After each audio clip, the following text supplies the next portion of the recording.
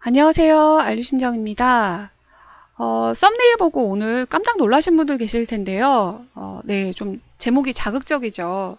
네, 저도 한번 자극적인 제목으로 잡아봤습니다. 네, 오늘 얘기는요, 상담 수련 중에 자발적 중도 탈락자들의 이야기를 준비를 했는데요. 이 이야기가 상담 심리사의 어떤 진로 또 과정 중에서의 그림자 또 어두운 부분이 될 수 있을 것 같습니다. 그렇다면 이 어두운 부분을 얘기하는 이유가 이 길 어려우니까 오지 마세요. 그런 뜻이냐? 그렇지 않습니다. 여러분들이 상담 심리사의 어떤 진로를 택했을 때 누구나 겪게 될 수 있는 그 그림자 어두운 부분입니다. 모든 직업엔 다 양단면이 있는 것처럼 어두운 그림자 부분이 있잖아요. 우리가 익히 알고 있었던 상담 심리사의 어떤 어두운 부분은 경제적인 부분, 돈을 많이 못 번다, 또는 돈을 너무 많이 든다, 또는 시간이 굉장히 많이 들어야 된다, 공부를 많이 해야 된다 정도의 어떤 외적인 부분이었는데요. 실제 들어와서 공부하시는 분들은 그런 부분들을 다 감내하겠다라고 들어왔음에도 불구하고 내적인 또 질적인 그런 어려움들을 많이 겪게 됩니다.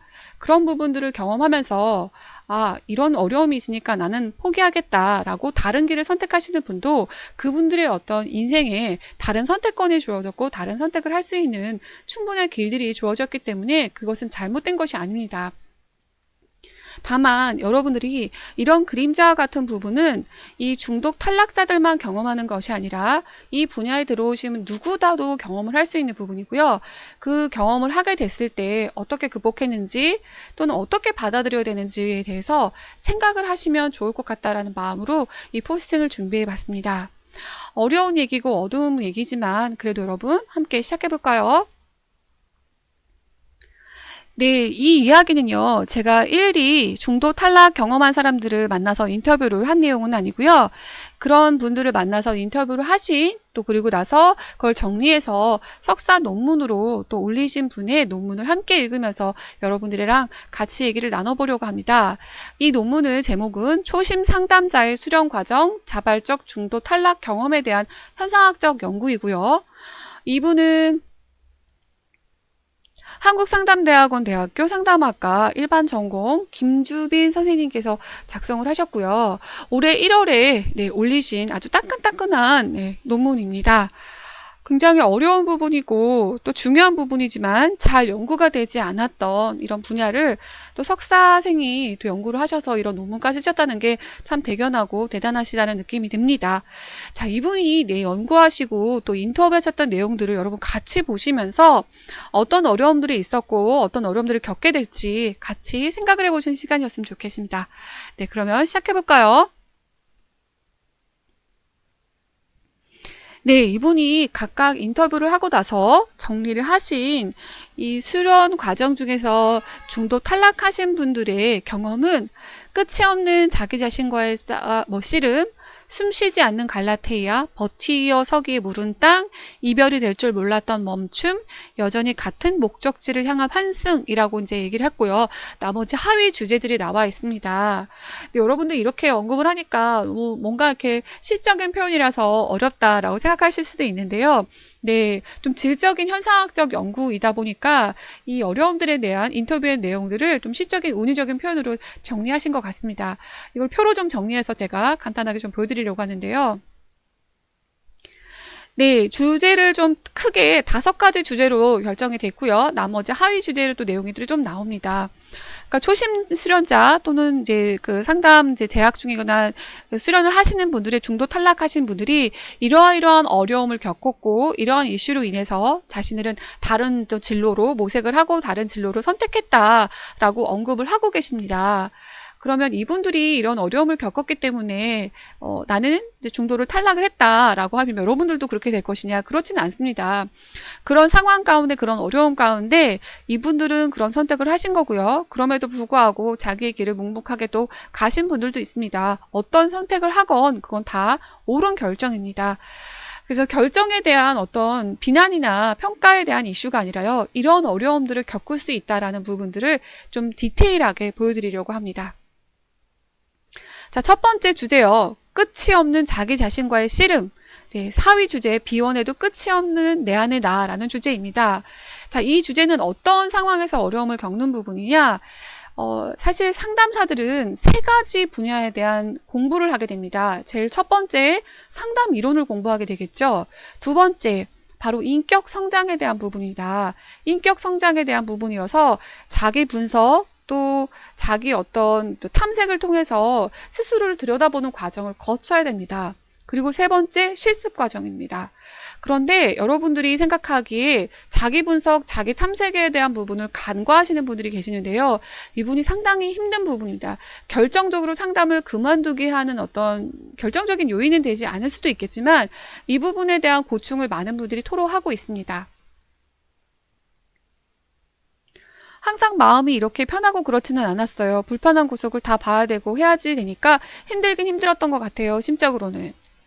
나를 들여다보는 일이 겁나고 두렵고 애써 감추고 있던 부분을 노출시켜야 된다는 그런 느낌이었죠. 또한 부담이 없다고 생각해요. 네, 상담자에게는 전문적인 자질을 외에 인간적인 자질을 요구받습니다. 그러면 인간적인 자질은 어떻게 해야 되느냐? 자기 분석을 통해서 성장을 해야 된다라는 부분이죠. 이것까지 함께 요구받기 때문에 상담 공부, 실습, 자기 분석, 에너지가 쓰여야 될 것이 굉장히 많죠. 그래서 초심 상담들이 열정으로 가득 차서 이 분야에 뛰어들었지만 여러 가지 어려움들이나 에너지 부족에 대한 또 지침, 소진 이런 것들을 겪으면서 많이 좀 좌절하기도 합니다. 공부하는 건 머리로만 하면 되는데 이거는 내가 되게 심적인 에너지를 많이 사용하게 되는 거지요. 공부는 하면 돼요. 시간을 들여서라도 하면 된다고 할 수 있어요. 그런데 상담은 별개의 보이거든요. 공부는 너무 재밌죠. 그러나 뭔가 분석하는 거, 사례 개념하는 거 막상 실습 들어가니까 너무 어렵더라고요. 네, 상담자들이 굉장히 지식적인 부분에 대해서는 재밌어하고 흥미로워하지만 자기 분석과 실습에 대해서는 또 어려워하는 부분들도 있습니다. 게슈탈트 이론가 펄스는요, 알아차림과 자의식을 되게 많이 언급을 했는데요. 이 자의식이라는 거는 이 본인 스스로가 관찰자 또 피관찰자로 분열돼서 자기 자신에 대해서 지나치게 의식하고 관찰하는 현상을 말합니다. 이게 예를 들면 이거예요. 내가 굉장히 특이한 티셔츠를 입었는데 이거를 입고 나가서 밖에 막 돌아다녀요. 근데 사람들은 그 사람을 쳐다보지 않거든요. 어떤 티셔츠를 입었는지 관심 없어요. 그런데 그냥 본인이 사람들이 나를 이상하게 쳐다보는 것 같아. 사람들이 나를 내 티셔츠만 다 쳐다보는 것 같아. 라고 의식화하는 부분인 거죠. 그러니까 뭐냐. 자기가 보고 자기가 관찰하는 거예요. 자기 안에 관찰자와 피관찰자가 둘 다 있는 거예요. 그러니까 실제 다른 사람이 어떻게 생각하느냐 이게 중요한 게 아니라 자기 안에 있는 관찰자와 피관찰자가 둘 다 있어서 그 관찰자를 상당히 많이 의식하고 있는 상태를 생각하시면 돼요. 상담심리사에게 이런 부분들이 꽤 많이 나옵니다. 그래서 이 펄스가 말하는 자의식은요, 개체가 어떤 행동을 하려는 욕구나 감정이 있지만 그 행동을 했을 때의 결과를 확신하지 못하거나 타인의 반응을 의식해서 행동을 억제하고 이렇게 해서 어색해진 자신을 의식하는 현상입니다. 그러니까 실제 타자가 아니라 이럴 거야 라고 하는 예상을 하고 있는 어떤 타인의 반응을 그걸 생각해서 억제하고 있는 자기 자신. 그래서 뭔가 어색해지고 억제되어 있는 그런 자신을 좀 의식하는 현상이 바로 자의식입니다. 이런 자의식이 생기는 이유는 자신의 욕구, 감정을 행동으로 표현하지 못하는 것은 자신의 마음속 기준을 타인에게 돌리는 투사된 검열 때문이다. 즉 자신이 어떤 행동을 했을 때 다른 사람이 그 모습을 적절하지 않게 여길 것이라는 자신의 기준에 따른 상상이 이어지기 때문에 자신의 욕구와 충동을 억제한다고 보았다. 그러니까 스스로에 대한 높은 기대치를 가지고 상담 수련을 그만둔 뒤에야 자신의 욕구를 돌아보게 됐다라는 그런 부분들이 많이 나옵니다. 그러니까 뭐냐, 자기에게 굉장히 엄격한 기준을 제시를 하는 거죠. 그래서 나에게 엄격한 기준을 제시해놓고 나서 다른 사람이 나를 이렇게 볼 거야 라고 하는 그런 의식 때문에 자기 스스로를 굉장히 많이 의식하고 욕구를 억제하고 행동을 억제하면서 자연스럽지 않은 행동과 삶을 살아간다라는 거죠. 그래서 그만두시고 나서 이런 인터뷰를 한 거죠. 지금의 나한테는 좀 더 집중하고 있는 것 같다. 내가 정말 뭐지? 이런 걸 배워서 내가 하고 싶은 게 뭔지 찾겠다. 뭐 등등등. 이제 오히려 그만두고 나서 이제 오히려 그 엄격한 자기 검열에서 벗어났다라는 말들을 많이 하고 계십니다. 상담자지 여러분, 완벽한 상담자가 되려고 하지는 마세요. 상담자도 인간입니다. 상담자 스스로가 엄격한 자기 검열에서 벗어나지 못하면 내담자들에 대해서도 수용하거나 포용하거나 받아들이는 폭이 좁아질 수가 있어요. 네, 펄스는 이런 자의식이 나쁜 거라고만 언급을 하진 않았어요. 자의식은 불가피하고 또 그 자체로도 가치 있는 측면이 있다라고 말했기 때문에 지나치지만 않는다면 네, 도움이 되는 행동이기도 합니다. 아무튼 상담자들은 그런 자의식이 굉장히 많이 높기도 하고요. 자의식 때문에 사실 스스로를 자기 많이 검열하고 다니기 때문에 이런 자기 분석을 해서 자기 안에 어떤 그 어두운 그런 측면들, 아픈 모습들을 볼 때마다 더 많이 지치고 힘들고 좌절하는 부분들이 있는 것 같습니다. 끊임없이 자신을 점검하고 검열하는 태도는 필연적으로 긴장을 수반한다. 기꺼이 다가섰던 고된 성장의 길은 초심 상담자들을 가지고 또 지치게 만들었다라는 언급이 있습니다. 그래서 인터뷰하신 내용을 보시면 한 학기 끝나고 나면 거의 소진 상태가 일은 일대로 공부는 공부대로 공부하는 그 과정 중에서 자기 분석이 되는 되게 상담자의 자질과 소양을 굉장히 중요하는 그런 것까지 한 학기 마치고 나면 3, 4주 정도는 거의 소진 상태였다라고 언급을 하고 있습니다. 네, 역량으로 벅차서 상담이 끝나면 소진이 된다, 등등등 이렇게 언급을 하고 있습니다. 여기 나와 있는데요. 개인적인 문제가 있을 때 상담 입장이랑 겹치면 집중하기가 좀 힘들었다라고 되어 있고요. 어떤 역전이도 있고 나름대로의 문제도 있고 내 문제도 해결 못하는데 내가 누구를 상담한다고 하면서 개인적인 딜레마가 좀 크게 있기도 했다라고 했습니다. 이건 비단 이분만의 이슈는 아니에요. 모든 상담사들이 다 겪게 되는 이슈고요. 이런 고민들을 합니다. 저 또한 그랬거든요. 제가 기업 상담 심리사의 입문 과정에서 소개를 했는데요. 그 K모 업체를 제가 상담을 갔었고 60명의 내담자들 상담했다고 말씀드렸을 거예요. 그때 제가 그 60명 중에서 단 한 분에게 악평을 받은 적이 있어요. 상담자, 네 스트레스나 관리해라. 내 스트레스가 문제라 네 스트레스 관리를 해라. 너나 똑바로 해라. 이런 식의 어떤 악평을 받은 적이 있었어요. 제가 그 60명 그 여러 명의 상담사들 중에서 가장 그 좋은 평점을 받았다고 말씀드렸었죠. 그런데 제가 이렇게 한 분에게 악평을 받았습니다. 악평을 받았던 이슈가 그 상담을 제가 하러 가기 전에 가급적이면 저 개인 어떤 이슈라든지 가족들하고 통화를 잘 안 하는데 그날따라 이제 좀 통화를 할 일이 있어서 부모님하고 통화를 했어요. 통화를 하다 보니까 이제 개인적인 어떤 이슈가 나오면서 화가 나서 막 부모님과 이제 약간의 말다툼이 있었습니다. 돌아와서 다시 마음을 좀 가라앉히고 또 호흡하고 명상하면서 이제 상담을 준비를 했습니다. 그래서 첫 번째 내담자, 두 번째 내담자 이제 스무스하게 잘 지나가는데 불편한 마음이 있음에도 불구하고 세 번째 내담자 상담을 할 때 바로 역전이가 확 올라온 거죠. 제가 굉장히 화가 났던 것 같습니다. 그 내담자의 행동에 대해서. 그래서 제가 상담자로서 하면 안 되는 어떤 멘트를 했어요. 그 멘트에 내담자가 굉장히 화가 났던 모양입니다. 그래서 상담이 매끄럽게 잘 되지 않았고요. 제가 뱉어놓고 나서도 이거 되게 실수한 멘트다라는 생각이 들었습니다. 내가 왜 그랬지? 라고 생각을 하니까 바로 그 상담하기 직전에 부모님하고 통화했던 부분이 나를 굉장히 속으로 계속 화가 나게 했었구나. 내가 괜찮지 않은 상태였는데 괜찮다고 생각을 했구나 라는 자각이 그 순간 떠올랐습니다. 근데 뭐 어쩌겠어요. 실수했고 이미 벌어진 일인데요. 네. 악평을 달게 받았고요. 네, 잘 수용했고요. 그 이후로는 제가 상담을 하기 전에 어떤 태도와 어떤 마음을 가져야 되는지 다시 한번 생각을 하게 됐고 상담 전에는 가급적이면 외적인 개인적인 이슈로 통화하지 않고 상담 끝난 다음에 좀 마무리를 하려고 하고요. 순간순간 제가 어떤 상태에 있는지 항상 자각하고 의식하는 게 되게 중요하다는 부분도 깨달았습니다. 이렇게 상담자는요, 자기 개인적인 이슈가 상담과 또 내담자에게 정말 다이렉트로 영향을 미치기 때문에 끊임없이 자기 안에 있는 내용들을 비워내야 되고요, 부적인 감정들을 또 비워내야 되는 부분들이 있어요. 그 상담의 어떤 효과성을 연구한 연구에서요, 그 상담이 굉장히 효과적인 상담자의 요인을 연구한 그 특성 중 하나가 내담자를 담아내는 용량이라고 한 연구 결과가 있습니다.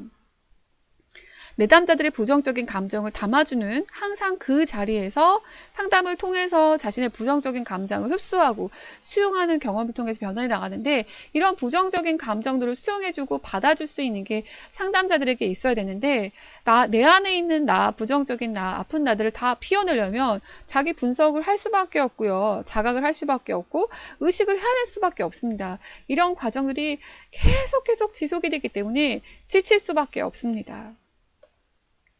그래서 특히나 초심 상담자들은 공부해야 되죠. 숙제해야 되죠. 실습해야 되죠.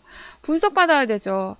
이런 자기 마음에 있는 이 나쁜 것들을 받아낼 수 있는 여력이 충분하지 않았다라는 그런 부분들입니다.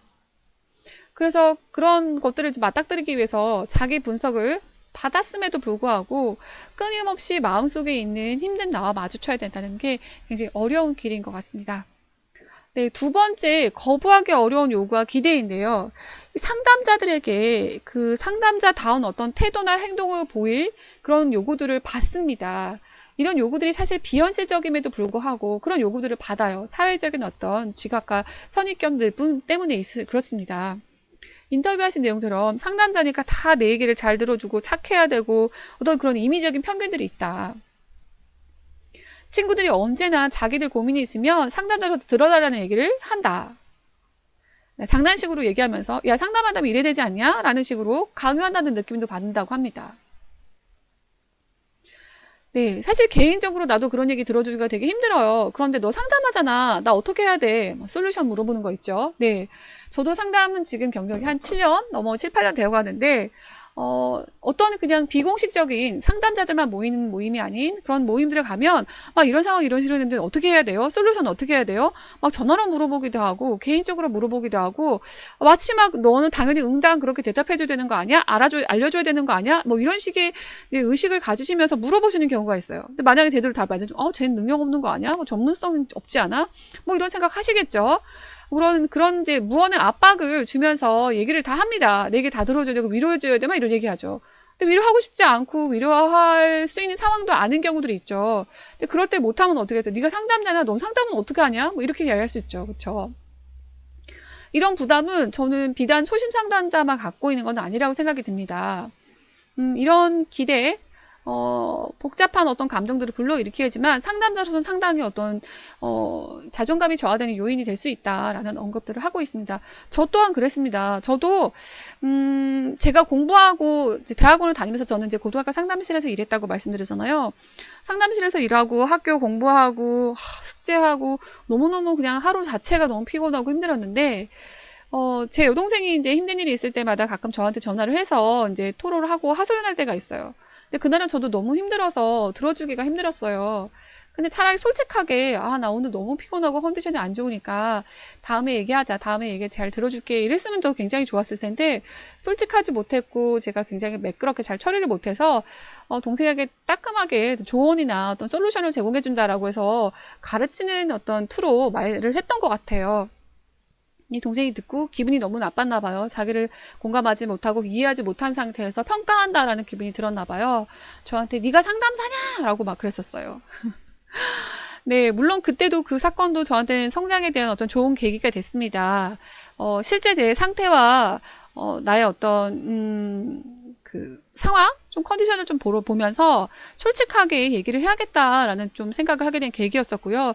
그 이후로는 좀 피곤하고 힘들고 그러면 솔직하게 얘기를 하는 편이에요. 그리고 그 부분에 대해서는 내가 잘 모른다. 전문가를 더 소개해주겠다. 전문가를 연결해주겠다. 전문가를 좀 찾아서 얘기를 해봐라. 그렇게 힘들다면 뭐 이런 식으로 얘기하지. 제가 다 해주려고 하지는 않아요. 저는 완벽한 사람이 아니라는 것들을 저는 수용하고 인정한 상태이기 때문에 뭐 못한다고 해서 뭐라고 하면 네, 그 부분은 제가 부족한 부분이다. 모르는 부분이다. 어려운 부분이다. 그렇게만 얘기해서는 제가 잘 알 수가 없네요. 조금 더 자세하게 얘기할 수 있는 뭐 계기가 되든지 아니면 그분을 저한테 보내주시는지 그러면 제가 열심히 해볼게요. 뭐 이런 식으로 하지 모든 걸 다 잘하려고 하지는 않은 것 같습니다. 그런데도 불구하고 그런 인식들이나 편견들은 늘상 주변에 존재하고 있습니다. 제가 옷을 조금만 특이하게 입어도, 말투를 조금만 특이하게 해도, 뭐 좀 다른 특이한 행동을 하더라도 상담사가 저래도 돼? 상담사는 저렇게 해도 돼? 이런 얘기들을 주변에 시선들을 받고 있습니다. 사실 제가 알류심정 이 채널을 운영을 하고 있으면서도 채널의 이슈를 정하고 채널의 주제를 정할 때 고민을 많이 해요. 아, 상담사가 이런 주제를 다뤄도 될까? 상담사가 이런 내용을 얘기를 해도 될까? 라는 고민들을 많이 합니다. 직업이나 역할에게 주어지는 기대나 또는 뭐 선입견, 편견 같은 거는 늘상 존재하는 주제이기 때문에 그런 부분에 대해서 우리가 생각을 하고 의식을 해야 될 필요성은 있지만 그것이 꼭 완벽하게 돼야 된다라는 그 기대에 부응해야 된다라는 네, 그거는 아닌 것 같습니다. 네, 오늘 저희가 비워내도 끝이 없는 내 안에 나와 거부하기 어려운 요구와 기대까지만 다루고요. 다음에 또 이어서 2탄에서 여러 가지 또 이런 그림자에 대한 얘기를 나눠보려고 합니다. 아, 제가 이 얘기를 하면서도 굉장히 조심스러운 부분이, 혹시나 이런 얘기를 듣고 나서, 아, 이건 어렵구나, 이렇게 힘든 거구나, 이게 참 어려울 거야, 못할 거야, 할 수 없는 것들이야, 라는 생각 때문에, 이 분야에 대한 선입견이 생기지 않을까라는 부분이 좀 조심스러운 부분이에요. 이것도 제 어떤 개인적인 뭐 기우가 되겠죠. 네, 그런 생각보다는, 아, 초심 상담자로서 이런 부분들에 대한 어려움을 겪을 수도 있다라는 정도로 생각을 하시고, 이건 비단 나만의 이슈는 아니구나라는 보편성으로 생각을 하시면 좋을 것 같다라는, 생각입니다. 그러면 저는 2탄으로 찾아뵙겠습니다. 여러분, 건강하시고 행복하세요.